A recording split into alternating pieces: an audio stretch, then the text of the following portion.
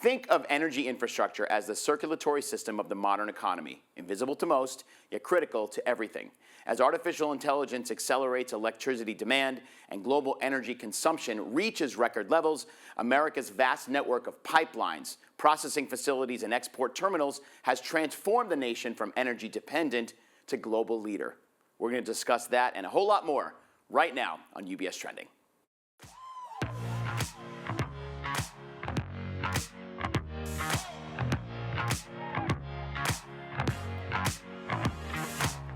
Hi, everyone, and thank you so much for joining me. I'm Anthony Pastore. This is another episode of UBS Trending. We're talking all things energy infrastructure today with my guest, Rob Thummel, Senior Portfolio Manager from Tortoise Capital. Rob, nice to have you in the studio. Good to see you. Thanks for having me, Anthony. What a fascinating topic, especially around the artificial intelligence story. It's probably not a surprise to many of our viewers, since we've been talking about it a lot over the last year and a half or so, that there's going to be a lot of energy required to run AI, even more than what's happening today. So I thought maybe, I read your white paper. It's really interesting. Let's talk first about the U.S. and how we've become this global leader in export of natural gas and other energy resources, because that's, I think, a really crucial part of the story that maybe a lot of our viewers aren't aware of. Yeah, it's been really an amazing story if you think about it, Anthony, over the last 20 years. So shale technology was effectively commercialized 20 years ago, and so we're on our 20th year anniversary. U.S. oil and gas production, because of shale technology, has grown. And today, as you highlighted, the U.S. is the largest producer of energy in the entire world. That wasn't the case 20 years ago. But not only just the largest energy producer, today the U.S. is actually the largest energy exporter. So the U.S. has become net energy independent, but also the largest energy exporter. And it's not just of one product, as you highlight. It's liquefied natural gas, it's oil, it's natural gas liquids, it's things like ethane and propane, gasoline, diesel, jet fuel. So it's been an incredible story for the energy sector, really, as it's evolved over the next 20 years, but it's not done yet. Yeah, and that chart we have on the screen right now really shows how, in a picture, the amount of exports that have been increasing since. That chart only goes back to 2010, but even before that. So it's incredible, like you said, the last 20 years. Just to give our viewers a little bit of a clear picture, Jay Dobson, our energy analyst here in our Chief Investment Office, does maintain a neutral view of the U.S. energy sector, but specifically within that integrated oil and gas, he says he has an attractive view on. And I think that's kind of where you and I are talking about right now, with natural gas as something that really has huge room to grow. So I think, how are we seeing that? In what ways is the growing use of natural gas impacting the overall energy transition? Yeah, so that's a good question. So we think at Tortoise really that natural gas will really redefine the energy sector going forward. When you normally think about the energy sector, you think oil, you think about home heating, or you think about gasoline filling up your car. We think that the energy sector is going to be redefined. Natural gas is going to lead that. It's going to be the primary fuel source. Reasons why? One of the primary reasons is, and probably gets lost a lot, is actually natural gas is decarbonizing. The world needs to decarbonize. There's no doubt about that. But if you think about it and you just look at the facts, the history, U.S. carbon emissions actually over the last 20 years have declined by about 20%.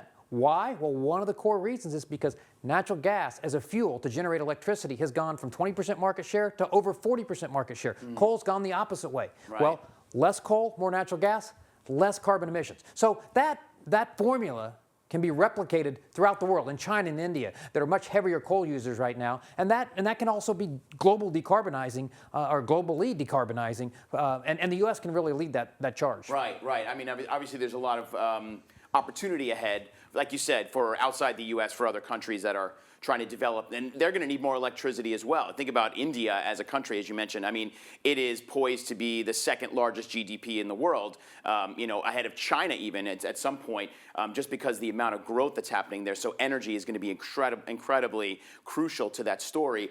But let's go to the AI story, because artificial intelligence, as we were saying, there are so many adjacent sectors that are connected to AI, from healthcare to consumer discretionary. But then you've got, obviously, in a huge way, the energy sector. And it's going to require more energy over time. Just give us the story. How is AI playing within this space? Electricity demand, natural gas, all of it. Yeah. So, Anthony, I've been investing in the energy space for 30 years. So the first time, for the first time in my 30-year career, the energy sector and the technology sector are really overlapping. They're interlocking because of AI, right? So AI is ultimately going to require, obviously, a lot of technology infrastructure. But what people, I guess, discount or underappreciate is the amount of energy infrastructure that's going to be necessary. You know, our phrase at Tortoise is there is no AI without EI, or energy infrastructure. And the reason why we say that is because we're entering the age of electricity demand. What that means is for the last 20 years, we've had no electricity growth. Over for the next 20 years, we're going to experience a significant amount of electricity growth, equivalent to 1,000 terawatt hours of electricity demand. You're like, well, what does that mean? 1,000 terawatt hours of electricity over the next, between now and actually 2030, is the same amount of electricity that's generated today in the states of Texas, California, Florida, and New York combined, all those states together. So there's a massive amount of really electricity that's going to be needed to be generated. And we think that natural gas really provides that solution because it's an elegant solution, because it's decarbonizing, as we mentioned, but it's also a reliable source of supply. It's a low-cost source of supply. So that's why we believe that natural gas is really going to redefine the energy sector going forward. AI is going to significantly increase electricity demand, and natural gas is going to be that fuel source that really drives that. Yeah, and as far as natural gas, we've got the shale in the U.S. I mean, do they have any idea how many units are in there and how long this can actually be a player in the space? Yeah, no, that's a great question, because we get asked that a lot. And the answer to that is we've got over almost 100 years of supply, basically. Okay. So I don't think anybody really has to worry about running out of natural gas anytime in anybody's lifetime who's listening to this, and probably people are listening to it in 20 years from now. Got it. Okay, that's good to know. And I did ask you this before, but I thought it might be worth asking again. Is there's been some talk of nuclear energy again. Obviously, we all know the risks of nuclear, but it also technically is a clean energy source. Yeah. Just tell our viewers what you were telling me about the thoughts on nuclear playing a role in the future of energy in the U.S. Yeah, so nuclear, just to frame it a little bit, nuclear's always had a role. It's about 20% of the electricity fuel supply right now. It's been steady that way for a while, as many of your viewers know. We've been shutting down nuclear plants. That recently started to change. Right. We're starting to try to bring back new nuclear facilities or old nuclear facilities. Like 3 Mile Island is one, is one that a lot of people are familiar with. They're considering bringing that back and bringing and to do that, you have to actually have to do quite a bit of work. You have to get nuclear licenses, basically, from the Nuclear Regulatory Commission. So that's going to take a little while. Right. And we think that'll take several years, if not decades. There's these new things called small modular nuclear reactors. Everybody's excited about them. Sam Altman's got a company called Oklo that's doing them. I just want to make sure everybody understands none of those are commercial yet. Now, we study all energy technology at Tortoise and look at this really closely. It's just important to understand these new small modular nuclear reactors have a long ways to go in terms of to become commercialized. Right. And then after that, get approved by the FERC. So we're probably maybe a decade away from those coming. So anyway, it's good to know that, because I know that question does come a lot, and I know Jay Dobson, our analyst here, does get that often because it is sort of being discussed again as a sort of visiting of that particular technology. But thanks for answering that question for me, Rob. And look, obviously we want to give our viewers some investment ideas and opportunities. One thing I know we can say pretty definitively is the White House now, they appear pretty focused on reducing any kind of regulatory friction that might get in the way of expanding energy. So given that and all these things, like you said, the position that you have is for growth, 12% total return, global energy demand at record levels. There's an investment case here. Tell us what that is. Yeah, so in particular, at Tortoise, our bread and butter is energy infrastructure. Right. And we think that sector can deliver 12% plus returns, really for the next 12 months. How do we get there if you kind of deconstruct that? Well, 5% dividend yields. It's hard to find dividend yields now. Everybody likes dividend yields, and we've got some big ones in the energy infrastructure sector. Feel really good about that.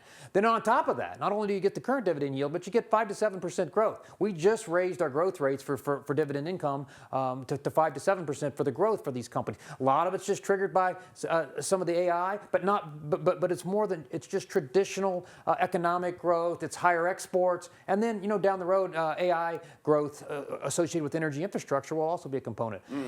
The companies are actually buying back stock. They're disciplined. They have a lot of cash flow to pay dividends and buy back stock. And then the final component is we still think you can get multiple expansion out of the sector. The energy infrastructure sector is not trading at above or even higher than where it's traded at historically. It's still got room. It's still trading at a discount to where it's traded at historically. So we still think there's an opportunity for that multiple to expand, which would then ultimately deliver higher returns to the shareholders. Yeah, I mean, and like you said at the beginning, I mean, this is a story that has a lot of legs. I mean, this can go for a decade or more. And as AI consumption becomes even more prevalent in our daily lives, which I feel like it already is, it's only going to increase that demand, and population increases, obviously, in some of the countries that are outside the U.S. All of that plays into this story. Very compelling. Rob, thanks very much. Good stuff.